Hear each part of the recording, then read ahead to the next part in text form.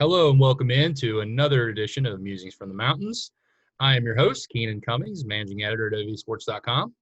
And I'm Keenan's sidekick, as he likes to call me, Serre, staff writer for WVSports.com. Yeah, and we got a lot to talk about. Disappointing day yesterday for West Virginia.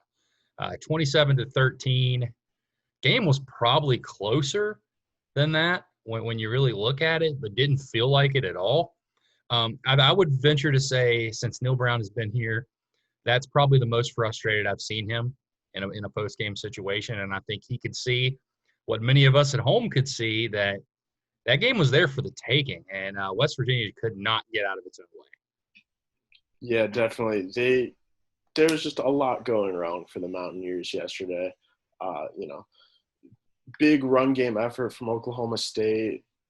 West Virginia had a lot of penalty yards, even more than they had against Eastern Kentucky. It was really just a poor showing from the Mountaineers. Yeah, 106 penalty yards. That's the most of the Neil Brown era. A lot of problems. A lot of problems. Mix-ups on run fits, on defense. It looked like the passing game was out of sync for large parts of the game. Jared Dagey didn't complete a pass over 20 yards, which obviously that's an accomplishment against this type of defense. But they were daring you to do it, and they weren't able to connect. It's kind of what West Virginia came into this game hoping to accomplish, hoping to beat Oklahoma State. When they put you in those situations, they weren't able to do it. They did hit it on a 70-yard play, but that was more of a quick hitch type slant across the middle that Winston Wright did all the work. But they weren't able to do it. I think that's the most frustrating part. West Virginia lost to a team that had a true freshman quarterback. They didn't ask him to do a lot, but what he did do is take care of the football for the most part. He was able to kind of move the pocket, be safe, really kind of one read and go, if that didn't work. And then he was kind of tucking, moving the pocket, trying to scramble, and pick up a few yards. But overall, West Virginia, you cannot help but feel like you kind of let this one get away. I know Oklahoma State was favored. I know they were at home. I know they're a ranked team. They're a very good football team. But the way they played yesterday, West Virginia had a chance in that game and just was never able to capitalize. I think nothing sums up the frustration of yesterday more than a few sequences of plays. One, the muff snap. When you try to take the points, the false start when you get the first down before the end of half that leads to 3 points for Oklahoma State, and then that final defensive drive that West Virginia had 4 chances on third down to get off the field. 4. And weren't able to do it. And some of those were difficult situations, including that phenomenal catch by Tylan Wallace. Sans the obvious holding penalty that wasn't called. But if they don't call it, it doesn't matter. Right, Jared? Yeah, definitely. I mean, I'm from Cleveland. I've been a Cleveland Browns NFL fan my entire life, so I know what a football team looks like when it shoots themselves in the foot, and Mountaineers could not stop doing that Saturday. Like you touched on a lot, that the field goal, the fumbled hold, the penalties, again, like the penalties, that is awful. That is terrible. You can't do that. 106 penalty yards. You probably couldn't even get away with that against a team like Eastern Kentucky. And you sure as hell can't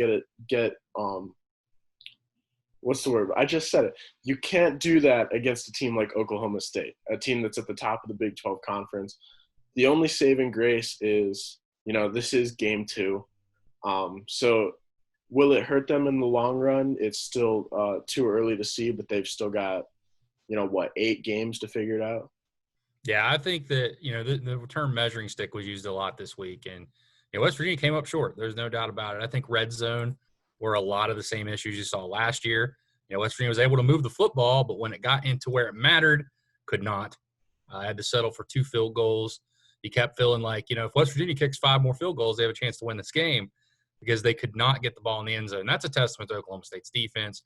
But also, as we mentioned earlier, West Virginia's pass game seemed out of sync. Did have a 100-yard rusher. I think you got to be proud with what Letty Brown did, 104 yards rushing, 86 of which after contact. I think that is a highly impressive stat. The guy forced 6 missed tackles, broke several others. Very impressive. Obviously, he had the penalty, which sometimes is called, sometimes it's not, for spinning the football. But I thought that is – and I asked Neil Brown about it in postgame – that is what he wants all of his players to play with, that kind of desire, that kind of push. And, I did like what I saw for the most part from West Virginia when it comes to run, their ability to run the ball. At times it was shaky, but you kind of expect that. Concerned a little bit about the tackles. I was coming into the season. I am even more for this game. The fumble that was returned for a touchdown was a really poor blocking assignment and really just a disaster of a play off the edge where there was little resistance led to that strip. And then, of course, they returned it for a touchdown. Oklahoma State only got in the red zone one time in this game, and that was the final drive when the game was pretty much already decided. And they still scored 27 points. Not good for West Virginia. The biggest question now, obviously, you failed this test. What's next for this team? Well, we know what's next on the schedule. It's Baylor, who's coming off an impressive win over Kansas. Yes, it's Kansas, but they took care of business. Baylor hadn't played a football game yet. So for their first game of the year, looks pretty sharp. Tristan Ebner is going to be a problem for West Virginia as well as some of their other guys. Charlie Brewer is back in the saddle. Seems like he's been there for 40 years, but he is back. We'll see. We'll find out a lot about this West Virginia team. I said we would after this game, and we did. We know that this has a chance to be a pretty good football team. I know it doesn't feel like it for many of you right now due to the disappointment. There's a chance. They played the number 15 team. I know they had their backup quarterback, but played the number 15 team. They were 7 points down in the fourth quarter, guys. Had a chance to win this game, and they could not get out of their way. They didn't just shoot themselves in the foot. They blew their foot off. That's how bad it was for West Virginia. That's the perfect way to describe it. Yes, and they still had a chance to win this game. I'm encouraged by that. You've got to clean this stuff up, and I think they will.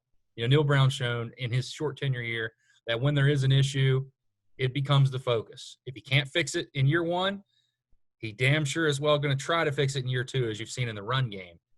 You saw issues last year crop up that they addressed. Now we're going to find out how this young team responds. I think it's going to be critical.